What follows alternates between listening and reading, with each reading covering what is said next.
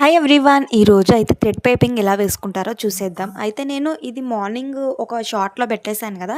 అదే అనమాట బ్లౌజ్ వచ్చేసి. సో, దీనికి మొత్తం థ్రెడ్ పైపింగ్ అయితే వేసేసాను. బ్లౌజ్ అయితే మొత్తం ఫినిష్ అయిపోయింది. సో, పైపింగ్ అనేది కూడా మనకి బ్లౌజ్‌కి మెయిన్ అట్రాక్షన్ అండి. పైపింగ్ ఎంత నీట్‌గా వేసుకుంటే బ్లౌజ్ అనేది లుక్ అయితే అంత బావుంటుంది.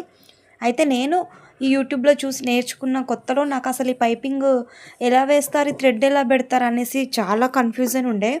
కానీ నేను ఒక 2, 3 బ్లౌజులకేసేసేసరికి నాకు సింపుల్‌గా ఉంది అనేలా వచ్చేసిందనమాట. ఏదైనా ఒకసారి, 2 సార్లు చూస్తే గనక ఈజీగా నేర్చుకోవచ్చు. సో, మనకి యూట్యూబ్ ఉండగా ఎందుకు ఇంత టెన్షన్? సో, అలాంటప్పుడు మనం పైపింగ్ అయితే ఎలా వేసుకోవాలో చూపిస్తాను.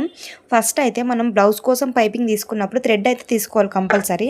థ్రెడ్ పైపింగ్ అంటే ఇప్పుడు చాలా రేర్ అయిపోయింది మనకి. ఆ గోల్డ్ కలర్ క్లాత్ కూడా ఉండాలి. ఎప్పుడంటే ఎక్కువ బ్లౌజ్‌లకైతే గోల్డ్ కలరే ఉంటుంది. అందుకనేసి గోల్డ్ కలరే పైపింగ్ వేసుకుంటే బావుంటుందనేసి నేను ఈ బ్లౌజ్‌కి ఎలిఫెంట్స్ వచ్చాయి. గోల్డ్ కలరే.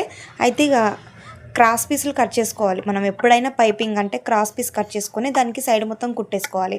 కుట్టిన తర్వాత ఇప్పుడు బ్లౌజ్‌దైతే హ్యాండ్ తీసుకొని హ్యాండ్‌కి స్ట్రైట్‌గా కుట్టేసుకోవాలి. మనం గోల్డ్ కలర్ క్లాత్ తీసుకున్నాం కదా!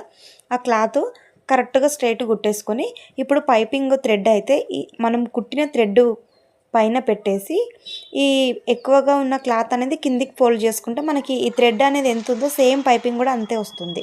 ఇలా కిందికి మర్చేసుకొని మనం పైనుంచి ఒక కుట్టేసుకోవాలి. అంతే సింపుల్ అండి. ఏదో పెద్ద కష్టపడిపోవాల్సిన అవసరం లేదు. ఇలా థ్రెడ్ పెట్టేసుకొని ఆ థ్రెడ్ ఎంత ఉందో మనకు అంతే పైపింగ్ రావాలి కాబట్టి ఆ థ్రెడ్‌ని మొత్తం కరెక్ట్ పెట్టేసుకొని ఈ ఎక్స్ట్రా క్లాత్ అనేది మొత్తం కిందికి ఫోల్డ్ చేసేసి స్టిచ్ చేసుకోవడమే. సింపుల్ అండి. సో, ఇంకా ఏమైనా డౌట్స్ ఉంటే కనుక కామెంట్ సెక్షన్లో కామెంట్ చేయండి. సో, మళ్ళీ ఫుల్ వీడియోతో అయితే వచ్చేస్తాను మీ ముందరికి. సో, బాయ్ అండి. వీడియో నచ్చితే తప్పకుండా లైక్ చేయండి. అలాగే మన ఛానల్ని సపోర్ట్ చేయండి.